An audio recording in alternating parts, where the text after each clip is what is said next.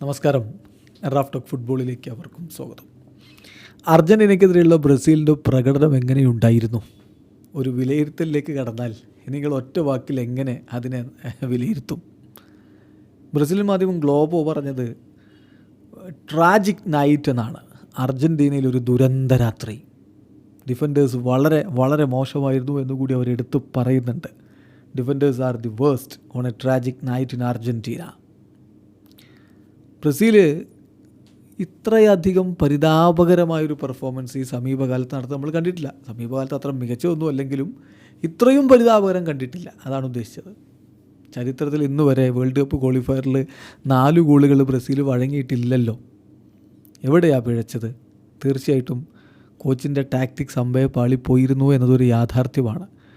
അദ്ദേഹം വലിയ പ്രതീക്ഷയിലൊക്കെ ആയിരുന്നു. ഞങ്ങൾ നന്നായിട്ട് വർക്ക് ചെയ്യുന്നുണ്ട്, ഹാർഡ് വർക്കാണ്, അതിൻ്റെ റിസൾട്ട് കാണാമെന്നൊക്കെ. ഒന്നും കണ്ടില്ല എന്നതാണ് യാഥാർത്ഥ്യം.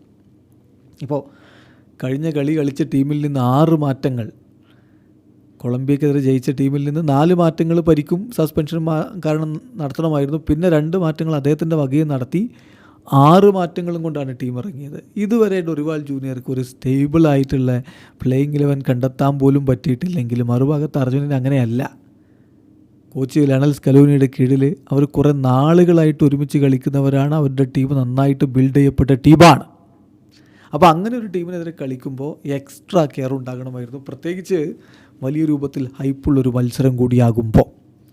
അപ്പോൾ ഈ കളിയിലേക്ക് വരുമ്പോൾ ബ്രസീലിൻ്റെ 11 എങ്ങനെയായിരുന്നു? ഗോൾ കീപ്പറായിട്ട് ബെൻഡോ, ഡിഫൻസിൽ മുറിയില്ലോയും മാർക്കിഞ്ഞോസും, ഇരു പാർശ്വങ്ങളിലായിട്ട് അരാനയും വെസ്ലിയും, മധ്യനിരയിൽ ആൻഡ്രയും ജോലിൻറ്റനുമായിരുന്നു. പിന്നെ റാഫീഞ്ഞ ഉണ്ട് മുന്നേറ്റങ്ങളെ സഹായിക്കാൻ. ഇരു പാർശ്വങ്ങളിലായിട്ട് വിനി ജൂനിയറും റോഡ്രിഗോയും, മാത്യൂസ് കുഞ്ഞ സ്ട്രൈക്കറായിട്ട്. അപ്പോൾ ഇതിൽ ശരിക്കും വണ്ടറാകുന്നൊരു കാര്യം, 2 മധ്യനിര താരങ്ങൾ ആൻഡ്രയും ജോലിൻറ്റനും, ഇവരെ വെച്ചുകൊണ്ട് അർജൻറ്റീനയുടെ വെൽ സെറ്റായ മിഡ്ഫീൽഡിനെ 4 മിഡ്ഫീൽഡേഴ്സിനെ അവർ കളിപ്പിച്ചു.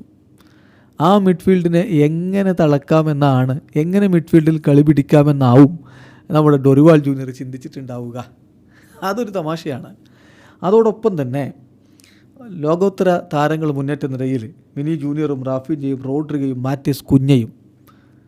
പക്ഷേ ടീമിൻ്റെ ബാക്കി ഭാഗമോ പരിതാപകരം. ഒന്ന് ട്രാക്ക് ബാക്ക് ചെയ്യാൻ പോലും ആരും ഉണ്ടാവാത്ത സ്ഥിതിവിശേഷം അവിടെ ഉണ്ടാകുമ്പോൾ ബ്രസീൽ ടീം ഇങ്ങനെ പൊട്ടി തകർന്നില്ലെങ്കിലേ അത്ഭുതമുള്ളൂ. ആദ്യത്തെ മിനിറ്റുകളിൽ തന്നെ സംഗതി വ്യക്തമായിരുന്നു. അതാണല്ലോ തുടക്കത്തിൽ തന്നെ ഹൂലിയൻ ആൽവാരസിൻ്റെ ഗോൾ വന്നത്. പിന്നെ എൻസോ ഫെർണാണ്ടസിൻ്റെ ഗോൾ അതൊരു വല്ലാത്ത ഗോളായിരുന്നു. വല്ലാത്ത ഗോൾ. കാരണം 10-33 ടച്ചുകൾക്ക് ശേഷമാണ് അവർ ആ ഗോൾ അടിക്കുന്നത്. ബ്രസീലിനെ ബോൾ കിട്ടാതെ 1.5 മിനിറ്റ് ഫ്രസ്ട്രേഷനിലാക്കിയിട്ടാണ് ആ ഗോൾ അടിക്കുന്നത്. അപ്പോൾ അതുണ്ടാക്കുന്ന മാനസികാഘാതം കളിക്കളത്തിൽ എന്തായിരിക്കും എന്നൊന്ന് ഓർത്ത് നോക്കുക. പിന്നെ കുഞ്ഞൊരു ഗോൾ മടക്കി അടിക്കുന്നുണ്ടെങ്കിലും അത് അദ്ദേഹത്തിൻ്റെ ഇൻഡിവിജ്വൽ എഫേർട്ട് കൊണ്ട് വന്നതാണ്, ഒരു ടീം ഗെയിമിലൂടെ വന്നതൊന്നുമല്ല. ക്യൂട്ടി റൊമേറോ പ്രസ് ചെയ്തെടുത്ത പന്തിൽ നിന്ന് അദ്ദേഹം ഗോൾ അടിച്ചു. എന്നാൽ 2-1 ആയല്ലോ. ഒന്ന് ആവേശത്തോടു കൂടി തിരികെ കളി പിടിക്കുമോ? എവിടെ പിടിക്കുന്നു? വീണ്ടും അടുത്ത ഗോൾ അലക്സിസ് മാക്കലിസ്റ്ററുടെ വക വരുന്നു. കഴിഞ്ഞു കഥ. അപ്പോൾ ആദ്യ പകുതി കഴിയുമ്പോൾ ഒരു വിശകലനത്തിലേക്ക് നമ്മൾ പോവുകയാണെങ്കിൽ മാർക്കിഞ്ഞോസ് ഒരിക്കലും ഒരു മികച്ച ക്യാപ്റ്റനല്ല എന്ന തോന്നലുണ്ടാക്കി. അദ്ദേഹം ടീമിനെ നല്ല രൂപത്തിൽ നയിക്കുന്നേയില്ല. ദെൻ റോഡ്രിഗോ ഒരു പക്ഷേ മുന്നേറ്റ നിരയിൽ ഏറ്റവും മോശം പെർഫോമൻസ് ആദ്യ പകുതിയിൽ നടത്തിയത് റോഡ്രിഗോയാണ്. ഏറ്റവും വേസ്റ്റ് പെർഫോമൻസ്. റോഡ്രിഗോ ഒന്നും ആ ഒരു നിലവാരത്തിലേക്ക് ഉയരുന്നില്ല. വെസ്ലി കഴിഞ്ഞ കളിയിൽ മികച്ച പ്രകടനം നടത്തി, പക്ഷേ ഈ കളിയിൽ വളരെ മോശമായിരുന്നു. വെസ്ലിയും അരാനയും ഹൊറിബിളായിട്ടുള്ള പെർഫോമൻസാണ് നടത്തിയത്. അതേസമയം മാത്യൂസ് കുഞ്ഞ, റാഫീഞ്ഞ, ഈ 2 താരങ്ങൾ അവരുടേതായിട്ടുള്ള എഫേർട്ട് ഇടുന്നുണ്ടായിരുന്നു. റാഫീഞ്ഞയ്ക്ക് വലിയ കൂവി വിളിക്കലും മറ്റുമൊക്കെ കിട്ടുന്നുണ്ടെങ്കിലും അവരുടേതായിട്ടുള്ള ഒരു എല്ലാം കൊടുത്ത് പ്രകടനം നടത്താനുള്ളൊരു സമീപനമുണ്ടല്ലോ, അത് അവരിൽ നിന്ന് കാണാനുണ്ടായിരുന്നു എന്നർത്ഥം. ആദ്യ പകുതിയിൽ വിനി ജൂനിയർ ഒരു ഡീസൻറ്റ് പെർഫോമൻസാണ് ആദ്യ പകുതിയിൽ നടത്തിയത്. പക്ഷേ കുറച്ചുകൂടി അദ്ദേഹം ഷാർപ്പർ ആവണമായിരുന്നു. ഇങ്ങനെയുള്ള കളികളിൽ അങ്ങനെ ഡീസൻറ്റ് പോരാ, വളരെ വളരെ എക്സ്ട്രാ ഓർഡിനറി പെർഫോമൻസ് തന്നെ വേണം. അത് വന്നില്ല.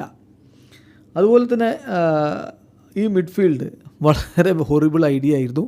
2 പേരെ മാത്രം മിഡ്ഫീൽഡിൽ ഉപയോഗപ്പെടുത്തിക്കൊണ്ടുള്ളത്. സോ ഡൊറിവാൾ ജൂനിയറുടെ മോഷൻ ടാക്ടിക്സ് വളരെ എവിഡൻ്റ് ആയിരുന്നു. 2ാം പകുതിയിലും കാര്യങ്ങൾക്കൊരു മാറ്റവുമില്ലാതെ മുന്നോട്ട് പോകുമ്പോൾ തീർച്ചയായിട്ടും ബ്രസീൽ ടീമിന് ഒരു തരത്തിലും ഒരു സാധ്യതയുമില്ല എന്ന തോന്നലുകളുണ്ടായി. ഹുലിയാനോ സിമിയോണിയുടെ ഗോൾ കൂടി വന്നു. നോക്കുക, ബ്രസീലിനെ എത്രത്തോളം അപഹസിക്കുന്ന, കളിയാക്കുന്ന തരത്തിലാണ് അർജൻറ്റീനക്കാർ കളിക്കളത്തിൽ പെരുമാറിയത്. അത്രയധികം ആധിപത്യം അവർ പുലർത്തിയതിൻ്റെ ഫലമായിട്ട് സംഭവിച്ചതാണത്. ഡിബു മാർട്ടിനസ് ബോൾ എടുത്ത് ഇങ്ങനെ ജഗ്ൾ ചെയ്യുന്നു കളിക്കിടയിൽ. ഇതിനേക്കാളും വലിയ നാണക്കേടൊക്കെ വേറെ എന്ത് ലഭിക്കാനാണ്? സോ വളരെ മോശമായിട്ടുള്ള പെർഫോമൻസ് ബ്രസീലിൽ നിന്ന് ആകെ വന്ന ഒരു കളി. അതിനപ്പുറത്തേക്ക് നമുക്കൊന്നും ഇതിൽ വിലയിരുത്താനില്ല എന്നതാണ് യാഥാർത്ഥ്യം.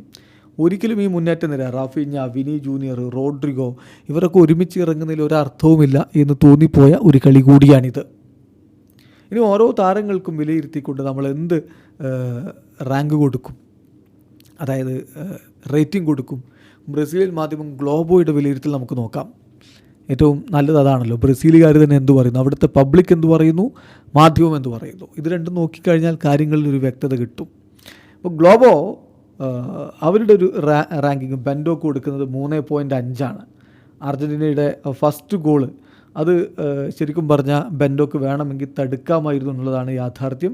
കുറച്ച് ഗുഡ് സേവുകൾ അദ്ദേഹം നടത്തിയിട്ടുണ്ട് എന്നുള്ളതും ശരിയാണ്. പക്ഷേ അദ്ദേഹം കുറച്ചുകൂടി മികവ് കാണിക്കണമായിരുന്നു. എന്തായാലും 3.5 അദ്ദേഹത്തിന് ഗ്ലോബ് നൽകുന്ന റേറ്റിംഗ്. അതേസമയം അവിടുത്തെ പബ്ലിക് കൊടുത്ത റേറ്റിംഗ് 1.9 ആയിരുന്നു. വെസ്ലിക്ക് കൊളംബിയക്കെതിരെയുള്ള പെർഫോമൻസ് ഇവിടെ റിപ്പീറ്റ് ചെയ്യാൻ പറ്റിയില്ല. മികച്ച രൂപത്തിലുള്ളൊരു പെർഫോമൻസ് അദ്ദേഹത്തിന് പുറത്തെടുക്കാൻ പറ്റിയിട്ടില്ല. അദ്ദേഹം ഓട്ടാമെൻറ്റി സെക്കൻഡ് ഹാഫിൽ അദ്ദേഹത്തെ ഫൗൾ ചെയ്യുന്ന കാഴ്ച നമ്മൾ കണ്ടു.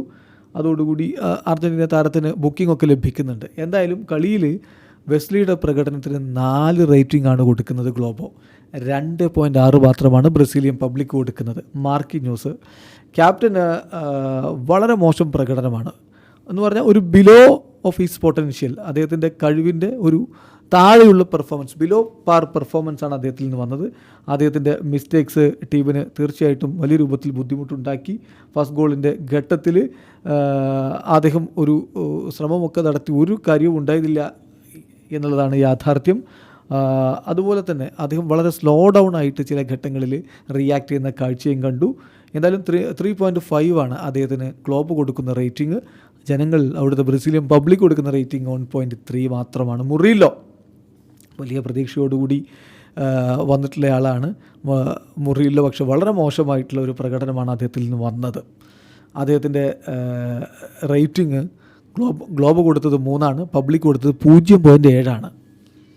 ലിയോ ഓർട്ടീസ് സബ്സ്റ്റിറ്റ്യൂട്ട് റോളിൽ വന്നിട്ടുള്ള താരമാണ്. അദ്ദേഹത്തിന് ഗ്ലോബ് കൊടുത്ത റേറ്റിംഗ് 3.5, പബ്ലിക് കൊടുത്തത് 1.9. ഗുയർബെ അരാന അദ്ദേഹം അറ്റാക്കിൽ ഒരു തരത്തിലുള്ള കോൺട്രിബ്യൂഷനും അങ്ങനെ കൊടുക്കുന്നുണ്ടായിരുന്നില്ല എന്നുള്ളതാണ് യാഥാർത്ഥ്യം. വളരെ പുവറായിരുന്നു അദ്ദേഹത്തിൻ്റെ ഡിഫൻസ് എന്ന കാര്യം കൂടി ശ്രദ്ധിക്കുക. അപ്പം 3 അദ്ദേഹത്തിൻ്റെ റേറ്റിംഗ്. ഗ്ലോബ് കൊടുത്തത് 0.9 ആയിരുന്നു പബ്ലിക്കിൻ്റെ റേറ്റിംഗ്. ആന്ത്രയുടെ കാര്യത്തിൽ അദ്ദേഹം സ്പേസ് ക്ലോസ് ചെയ്യുന്നതിൽ പരാജയപ്പെട്ടു. അദ്ദേഹം എക്സ്പോസ്ഡ് ആയിപ്പോയി. മിഡ്ഫീൽഡിൽ അദ്ദേഹം പരാജയമായിരുന്നു. അദ്ദേഹത്തെ സംബന്ധിച്ചിടത്തോളം കൊടുത്ത റേറ്റിംഗ് 4.5 ഗ്ലോബോ കൊടുത്തത്, പബ്ലിക് കൊടുത്തത് 1.6. എഡേഴ്സൺ പിന്നെ സബ്സ്റ്റിറ്റ്യൂട്ട് റോളിൽ വന്നു. ഗ്ലോബോ അദ്ദേഹത്തിന് റേറ്റിംഗ് കൊടുക്കുന്നില്ല. വളരെ ലേറ്റ് ആയിട്ടാണല്ലോ അദ്ദേഹം കളിക്കളത്തിലേക്ക് വന്നത്. ജനങ്ങൾ കൊടുത്ത റേറ്റിംഗ് 1 ജോയലിൻറ്റൺ അദ്ദേഹത്തിൻ്റെ റേറ്റിംഗ് 3 ഗ്ലോബോ കൊടുക്കുന്നത്. വളരെ പുവർ പെർഫോമൻസ് ആണ് ഓൾറെഡി കൊളംബിയക്കെതിരെ അദ്ദേഹം നടത്തിയിരുന്നത്. ആ ഒരു പെർഫോമൻസ് വീണ്ടും റിപ്പീറ്റ് ചെയ്തു. അദ്ദേഹത്തിന് പബ്ലിക് കൊടുത്ത റേറ്റിംഗ് 0.7. ഈ അടുത്തത് ഗോമസ് ആണ്. ജാവോ ഗോമസിൻ്റെ കാര്യത്തിൽ അദ്ദേഹത്തിന് കൊടുത്ത റേറ്റിംഗ് 4.5, പബ്ലിക് കൊടുത്ത റേറ്റിംഗ് 1.9.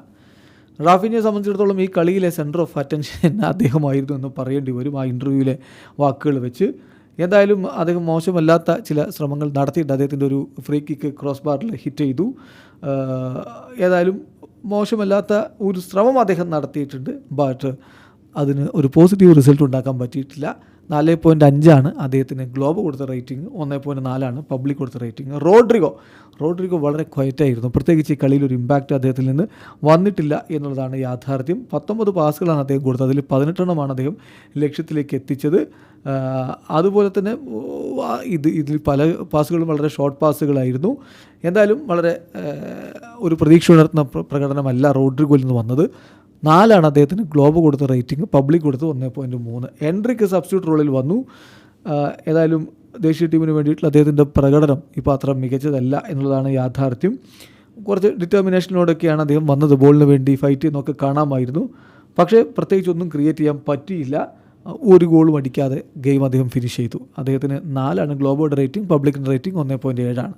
മാറ്റേസ് കുഞ്ഞ ക്യൂട്ടി റൊമേറയെ പ്രഷർ ചെയ്ത് ബോൾ എടുത്ത് ഗോൾ അടിക്കുന്നതിൽ വിജയിച്ചു. അദ്ദേഹം മാത്രമാണ് ബ്രസീൽ ദേശീയ ടീമിന് വേണ്ടി ഇന്നത്തെ ദിവസം സ്കോർ ചെയ്തതെന്ന കാര്യം നോക്കുക. അദ്ദേഹത്തിന് ഗ്ലോബ് കൊടുക്കുന്ന റേറ്റിംഗ് 6, ബ്രസീലിയൻ പബ്ലിക്കിൻ്റെ റേറ്റിംഗ് 3.9. സാവിഞ്ഞോയെ സംബന്ധിച്ചിടത്തോളം 4th ഗോളിന് അദ്ദേഹം കൊടുത്ത സ്പേസാണ് എതിരാളികൾ മുതലെടുക്കുന്നത്. പക്ഷേ അദ്ദേഹത്തെ സംബന്ധിച്ചിടത്തോളം അദ്ദേഹമല്ല ആ ഒരു മാർക്കിങ്ങിന് അപ്പോൾ അവിടെ ചാർജ് ഉണ്ടായിരുന്ന ആൾ എന്നുള്ളത് നോക്കണം. എന്തായാലും ബോൾ വേണ്ട വിധത്തിൽ അദ്ദേഹത്തിന് ഉപയോഗപ്പെടുത്താൻ പറ്റിയിട്ടില്ല. അദ്ദേഹത്തിന് ഗ്ലോബ് കൊടുത്ത റേറ്റിംഗ് 4, പബ്ലിക് കൊടുത്ത റേറ്റിംഗ് 1.5. വിനി ജൂനിയർ അദ്ദേഹം ചില ഇൻഡിവിജ്വൽ പ്ലേസൊക്കെ നടത്തിയിട്ടുണ്ടായിരുന്നു. പക്ഷേ ഡേഞ്ചറസ് ചാൻസുകൾ അദ്ദേഹത്തിന് ക്രിയേറ്റ് ചെയ്യാൻ പറ്റിയിട്ടില്ല എന്നുള്ളതാണ് യാഥാർത്ഥ്യം. അദ്ദേഹത്തിൻ്റെ റേറ്റിംഗ് 4.5 ഗ്ലോബ് കൊടുത്ത്, പബ്ലിക്കിൻ്റെ റേറ്റിംഗ് 1.5. ഇനി ഡൊറിവാൾ ജൂനിയർ, അവരുടെ കോച്ചിനെ സംബന്ധിച്ചിടത്തോളം ക്രൗഡ് വളരെയധികം അദ്ദേഹത്തിനെതിരാണ് ഇപ്പോൾ എന്നുള്ളതാണ് ഒരു യാഥാർത്ഥ്യം. വലിയ പ്രഷർ അദ്ദേഹം നേരിടുന്നു എന്നുള്ളത് ഉറപ്പാണ്. കോച്ചിന് ഇപ്പോൾ ഗ്ലോബ് കൊടുക്കുന്ന റേറ്റിംഗ് 2, ജനങ്ങൾ നൽകുന്ന റേറ്റിംഗ് 0.5. ചുരുക്കത്തിൽ ബ്രസീൽ ടീമിൻ്റെ പ്രകടനം പരിതാപകരമായിരുന്നു. ബ്രസീലിയൻ ആരാധകർ നിരാശരാണ്. വീഡിയോ അവസാനിക്കുന്നു. ഫുട്ബോൾ ലോകത്ത് കൂടുതൽ വിശേഷങ്ങളുമായി ഗ്രാഫ് ടോക്സിൻ്റെ എത്താം.